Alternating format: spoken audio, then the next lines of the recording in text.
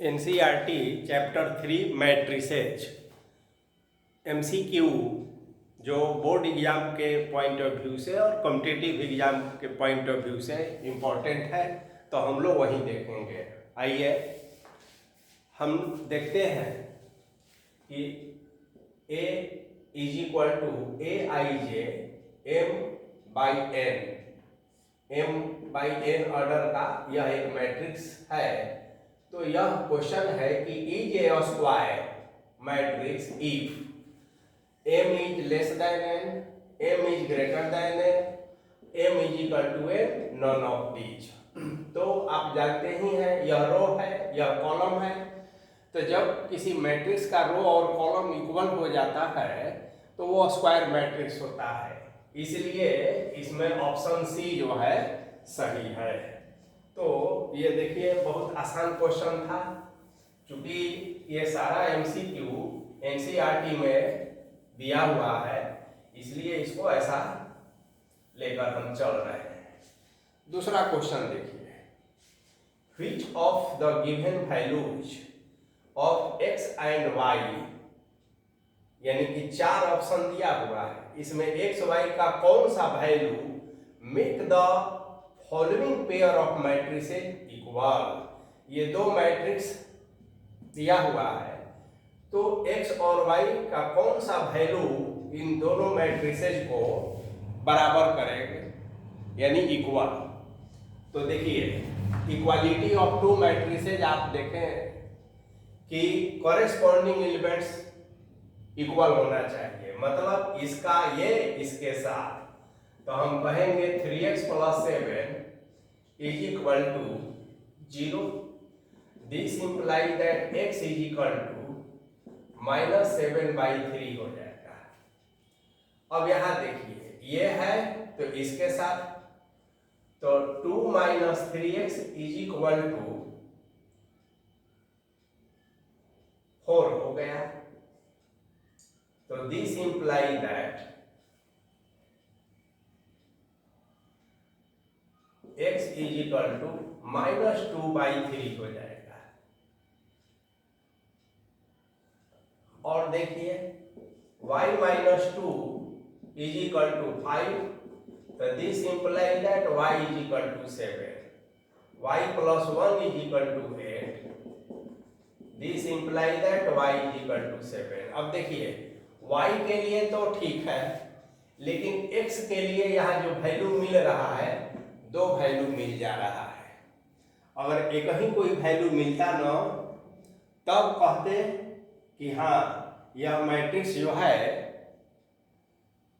Equal हो सकता है। लेकिन जो ऑप्शन दिया है उसमें हमको सोचना है कि देखिए क्या ये ऑप्शन है, तो नहीं है। क्या ये ऑप्शन होगा, नहीं होगा। क्यों? क्योंकि -2/3 और -7/3 कंट्राडिक्ट कर रहा है, एक ही वैल्यू होना चाहिए था और ये नहीं। तो एकमात्र बचा नॉट पॉसिबल टू फाइंड। ठीक है, तो यही आपका आंसर हो गया। अब देखिए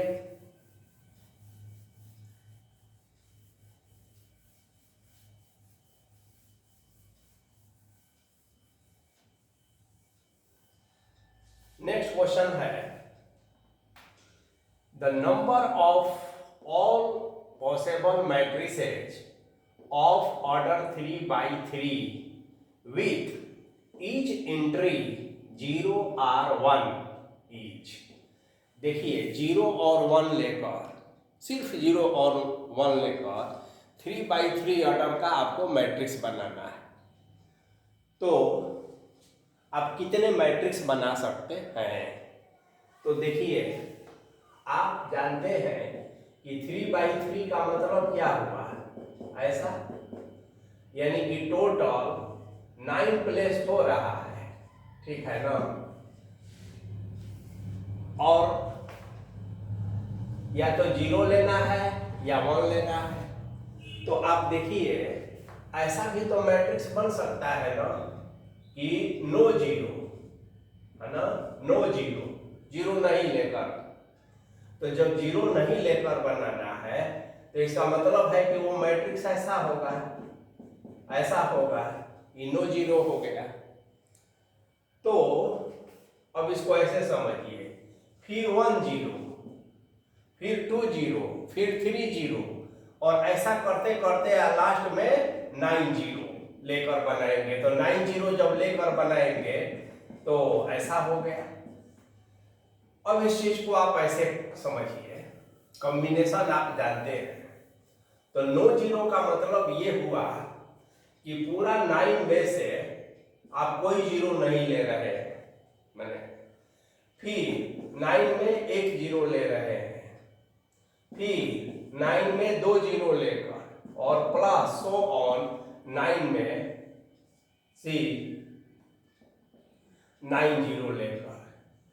अब यह कॉम्बिनेशन का एक बहुत महत्वपूर्ण फॉर्मूला होता है 1 + 1 to the power 9, यानी कि 2 to the power 9, और 2 to the power 9 कितना हो जाएगा?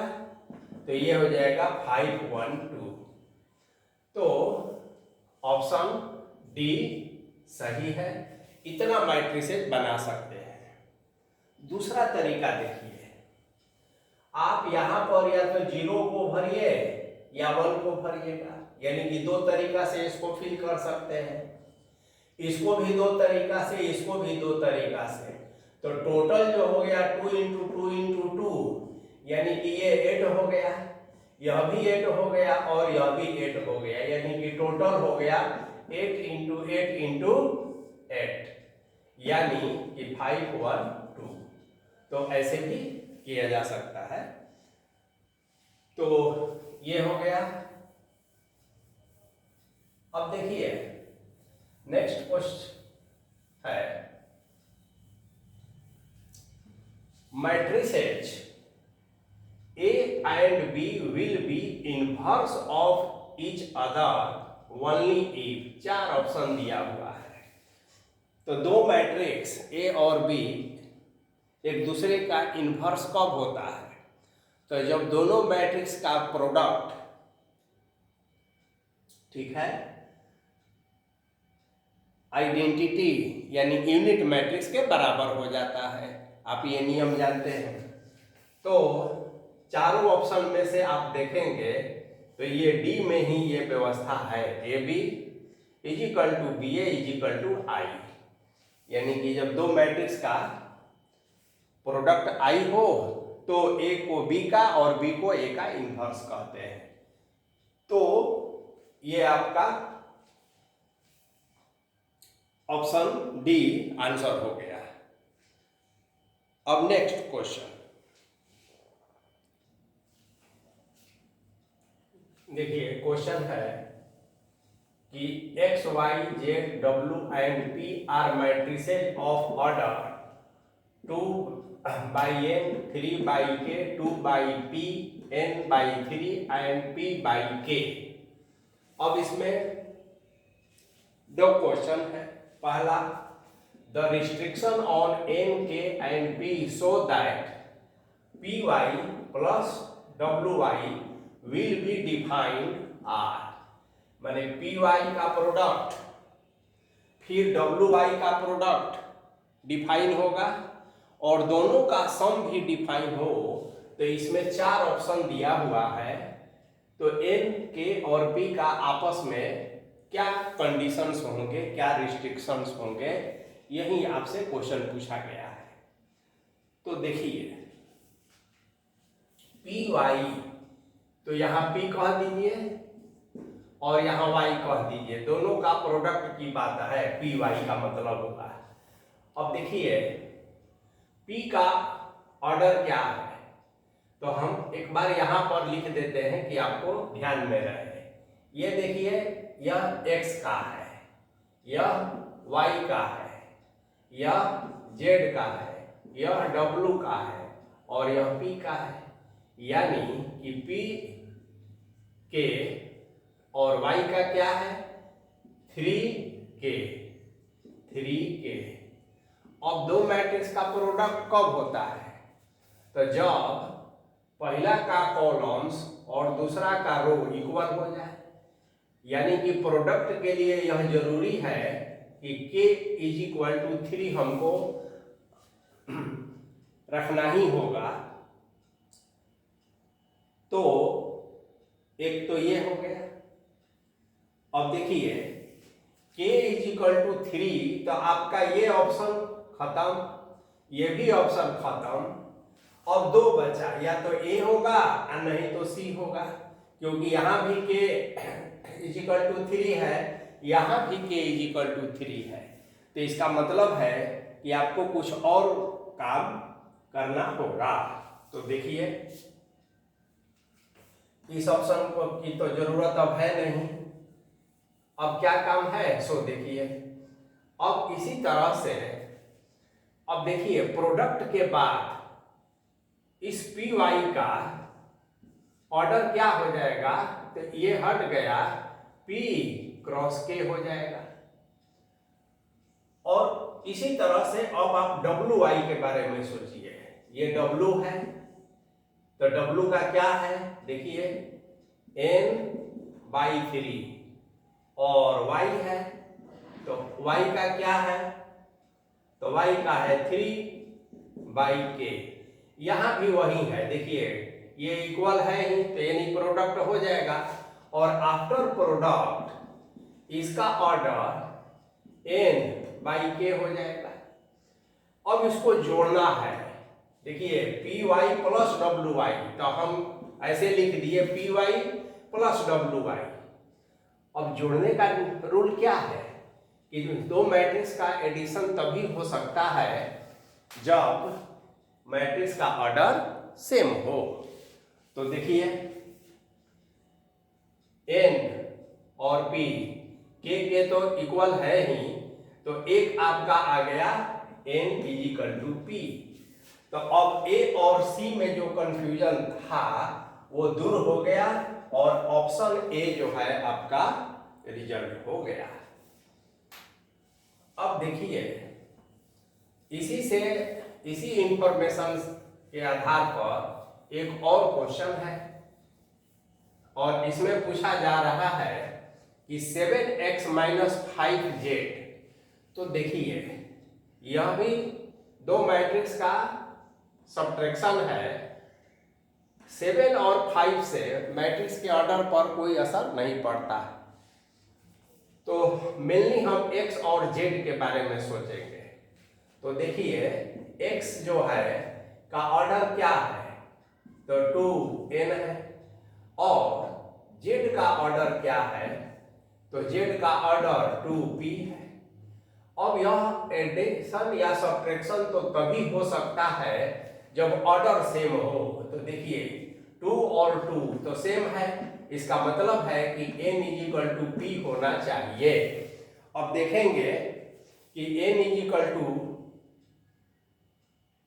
p, इसमें कहीं ऑप्शन है नहीं है।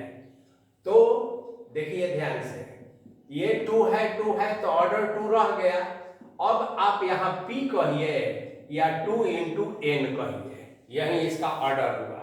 अब आप देखिए 2 पहले है p बाद में, तो ये नहीं होगा। 2 पहले है n बाद में, ओके ये होगा। n3 नहीं, pn नहीं, तो ये आपका बी ऑप्शन सही है। अब हम लोग फिर नेक्स्ट क्वेश्चन,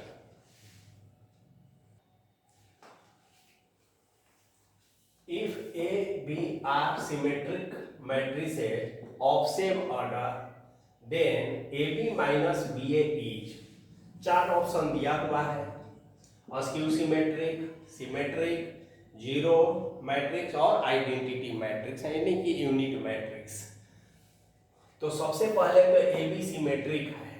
तो आप जानते हैं ना कि कोई भी मैट्रिक्स सिमेट्रिक कब होता है, जब उस मैट्रिक्स का ट्रांसपोज यानी ए डैश ए के बराबर हो जाए और बी डैश बी के बराबर हो जाए, तभी हम कहते हैं कि ए और बी सिमेट्रिक मैट्रिक्स है। आपसे पूछा जा रहा है कि ए बी माइनस बी ए क्या होगा। तो देखिए सिमेट्रिक का टेस्ट जो है करने का तरीका क्या है कि यहाँ हम डैश लगा देंगे जो दिया हुआ है। अब ये ट्रांसपोज का नियम है कि ऐसा कह देते हैं फिर ऐसा कह देते हैं, ये दोनों पर अलग अलग हो जाता है। अब इसका नियम ये है कि बी को पहले कहेंगे और ए पर ट्रांसपोज बाद में लगाएंगे। रिवर्स ऑर्डर होता है, ये ट्रांसपोज का रूल है। ध्यान रखना है कि product the transpose of the product of two matrices, इसको कहने आना चाहिए लैंग्वेज में, the transpose of the product of two matrices is equal to the product of their transposes. इसी तरह से ये ए डैश और बी डैश हो गया। B dash is equal to तो बी होता है, A dash is equal to A होता है, A dash is equal to A है, B dash is equal to B है। ठीक है। अब देखिए ये अभी और एक तरह का नहीं है, एक माइनस ले लेते हैं हम। तो माइनस लेने से क्या होगा, ए बी और माइनस बी ए हो जाएगा। यानी कि जो था इसका ट्रांसपोज निकालने पर हमारा निगेटिव आ गया। तो आप तो जानते हैं कि अगर A dash is equal to minus A हो तो यह अस्क्यू सिमेट्रिक कहलाता है। इसलिए यह जो दिया हुआ मैट्रिक्स है अस्क्यू सिमेट्रिक होगा, यानी कि ऑप्शन ए जो है करेक्ट है। तो फिर हम लोग नेक्स्ट क्वेश्चन देखेंगे। देखिए एक क्वेश्चन है कि if A is equal to 2/2 order का यह एक मैट्रिक्स है, then A plus A dash, यानी मैट्रिक्स और उसका ट्रांसपोज का सम जो है आइडेंटिटी मैट्रिक्स है। If the value of alpha is, तो अल्फा के किस मान के लिए ये सेटिस्फाई होगा, क्वेश्चन यही है। तो देखिए पहले हम ए डैश निकाल लेंगे डायरेक्ट। तो क्या हो जाएगा जी, यहाँ कॉस अल्फा होगा, यहाँ माइनस साइन अल्फा हो जाएगा, यहाँ साइन अल्फा होगा, यहाँ कॉस अल्फा होगा, बंद कर देंगे। अब आप देखेंगे का कि A plus A dash is equal to I दिया हुआ है। तो ए लिख लेंगे एक बार cos alpha minus sine alpha, फिर लिखेंगे sine alpha cos alpha, plus A dash को जोड़ेंगे तो cos alpha sine alpha minus sine alpha और कॉस अल्फा, ऐसे इज इक्वल टू क्या होना चाहिए 1 0 0 1। चूंकि 2/2 ऑर्डर का मैट्रिक्स है इसलिए आइडेंटिटी मैट्रिक्स भी 2/2 ऑर्डर का होना चाहिए।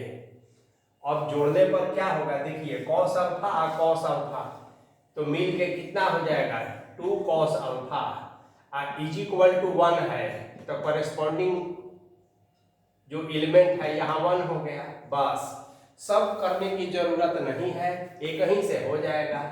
इसका मतलब है कि कॉस अल्फा 1/2।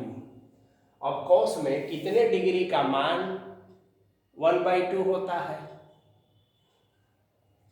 तो आप कहेंगे 60। 60 का मतलब होता है π/60 डिग्री, यानी π/3 radian.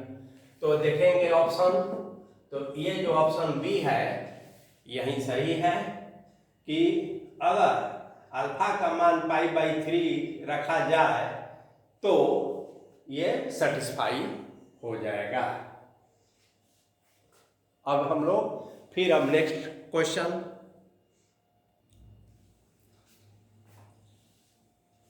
If A is equal to 2/2 order का यह मैट्रिक्स है, is such that A square is equal to I, then alpha beta और गामा का एक रिलेशन दिया हुआ है, तो 4 में से कौन सही होगा। तो हम इसी को लेकर चलेंगे। तो तो देखिए पहले हम ए स्क्वायर करेंगे यानी ए इंटू ए, ठीक है, और इज इक्वल टू आई। अब यहाँ पर आप देखेंगे कि अल्फा है, बीटा है, गामा है, माइनस अल्फा है, और फिर एक बार अल्फा है, बीटा है, गामा है, माइनस अल्फा है, और 1 0 0 1 ये आइडेंटिटी मैट्रिक्स है। अब आप प्रोडक्ट करना जानते हैं, प्रोडक्ट तो हो ही जाएगा, दोनों सेम ऑर्डर का है। तो अब देखिए कैसे करते हैं। इसका रो ले लीजिए अल्फा प्लस बीटा, और दो कॉलम है इसमें, फिर एक बार ले लीजिए अल्फा प्लस बीटा। इसी तरह से गामा माइनस अल्फा कह दीजिए और गामा माइनस अल्फा कह दीजिए। अब इसका कॉलम लीजिए अल्फा गामा, तो यहाँ अल्फा यहाँ गामा, फिर alpha gamma as it is लिख दीजिए, फिर यहाँ आप बीटा लीजिए माइनस अल्फा लीजिए, तो यहाँ भी बीटा और यहाँ भी माइनस अल्फा आपको कहना होगा, और इसको आप जैसे था वैसे रख दिए। अब इसी को आपको सिंप्लीफाई कर देना है। तो देखिए alpha alpha square plus beta y, तो ये ऐसे हो गया, यहाँ लिख देते हैं alpha square plus beta y. यहाँ देखिए ये कैंसिल हो गया तो 0 कह देंगे। अब यहाँ देखिए ये भी कैंसिल हो गया तो 0 कह देंगे। यहाँ देखिए तो वाई बीटा है ना प्लस अल्फा स्क्वायर ऐसा कह देंगे,